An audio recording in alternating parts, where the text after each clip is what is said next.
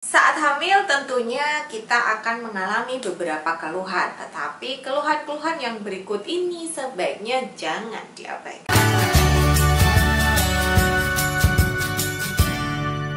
Halo, selamat datang di Kriwil Life, ngobrol kesehatan bareng aku Bidan Kriwil. Hari ini kita akan ngomongin keluhan-keluhan apa yang sebaiknya tidak diabaikan ketika kalian hamil. Tapi sebelum aku bahas, silahkan klik dulu tombol subscribe-nya dan nyalakan lonceng notifikasi supaya kamu gak ketinggalan video terbaru dari aku. Keluhan yang pertama adalah perdarahan atau spotting. Perdarahan atau spotting terutama di trimester 1, trimester 2, dan trimester 3 sebelum usia 37 minggu itu merupakan hal yang tidak boleh diabaikan. Pada trimester awal pertama mungkin merupakan tanda penempelan embrio ke dinding rahim, tetapi bisa juga itu merupakan ancaman keguguran. Jadi kehamilan yang normal itu seharusnya tidak ada perdarahan atau spotting, kecuali nanti kalau udah di atas 37 minggu, perdarahan atau fleknya itu biasanya merupakan tanda-tanda persalinan.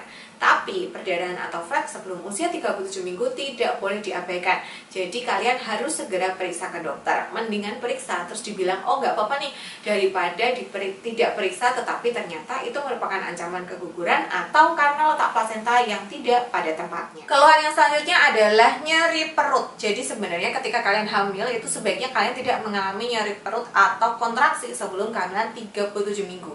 Kalau misalnya perutnya itu terasa nyeri, mules, keras sebelum kalian berusia 37 minggu kehamilannya, itu juga tidak boleh diabaikan. Cobalah untuk istirahat, miring kiri, cukupi kebutuhan cairan, atur nafasnya. Kalau misalnya tetap nggak berkurang sama sekali, maka sebaiknya ke dokter, apalagi kalau nyeri perutnya itu ditambah dengan keluarnya flek atau spotting. Lalu yang selanjutnya adalah mual muntah yang sangat berlebihan. Pada trimester 1 biasanya memang kita mengalami mual muntah karena perubahan hormonal. Tetapi ini seharusnya tidak berlebihan. Kalau misalnya sudah sangat berlebihan sampai kalian itu nggak bisa makan apapun, sampai tidak bisa beraktivitas, maka itu juga sangat red flag ya. Sebaiknya kalian segera periksa ke dokter. Bisa jadi kalian mengalami hiperemesis gravidarum atau mual muntah yang berlebihan. Kondisi ini tentu saja berbahaya karena ibu bisa kekurangan cairan dan tentu saja nutrisi nggak ada yang masuk, sehingga janinnya pun tidak berkembang dengan optimal. Kemudian yang selanjutnya adalah gerakan janin yang kurang. Nah, kalau misalnya kalian kehamilannya udah 24 minggu ke atas, biasanya gerakan janinnya itu akan terasa sangat jelas gitu ya.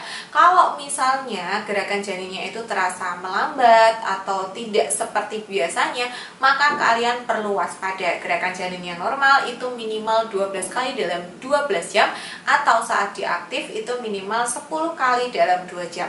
Kalau dirasa janinnya itu anteng, terlalu anteng, sebaiknya kalian periksa, cek denyut jantungnya atau USG untuk memastikan bahwa kondisi janin kalian itu baik. Karena salah satu hal yang bisa kita lakukan untuk ngecek kesejahteraan janin di rumah itu ya adalah dengan memantau gerakan janin. Kemudian yang perlu diperhatikan lagi adalah kalau misalnya keluar cairan dari jalan lahir dan cairannya ini diduga ketuban. Jadi ibu-ibu yang sudah trimester 3 sebaiknya sedia kertas lakmus untuk ngecek apakah yang keluar dari vagina itu adalah air ketuban atau tidak.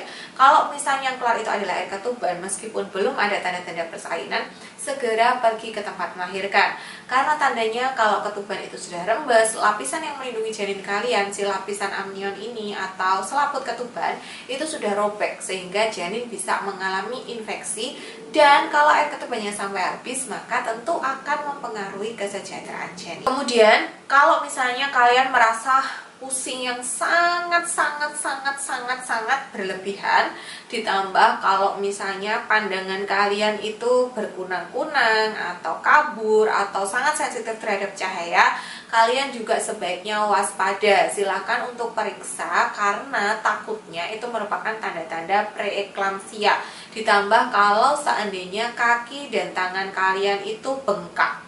Nah, ini curiga banget nih, udahlah pusing, pandangan kabur atau berkunang-kunang, kaki tangannya bengkak, itu merupakan tanda-tanda preeklamsia. Jadi sebaiknya kalian segera periksa. Memang ada beberapa ibu yang karena aliran cairan di tubuhnya itu nggak lancar, ketika hamil itu memang kaki tangannya bengkak. Tapi biasanya cuma bengkak biasa, nggak ada pusing, nggak ada pandangan mengabur, dan juga biasanya kalau dicek tensinya itu normal. Jadi lebih baik kalau misalnya kalian merasa pusing yang sangat berlebihan, pandangan matanya mengabur atau ada gangguan penglihatan, itu sebaiknya segera periksa ke dokter. Keluhan yang sebaiknya tidak diabaikan berikutnya adalah kalau misalnya kalian merasa sangat lelah, sangat berlebihan lelahnya ini sampai tidak bisa melakukan beraktivitas, jadi lemah letih lesu yang sangat parah, itu sebaiknya juga periksa. Karena seharusnya walaupun ada perubahan hormonal dalam tubuh kita, tapi kalau kita melakukan aktivitas sehari-hari ketika hamil itu masih bisa.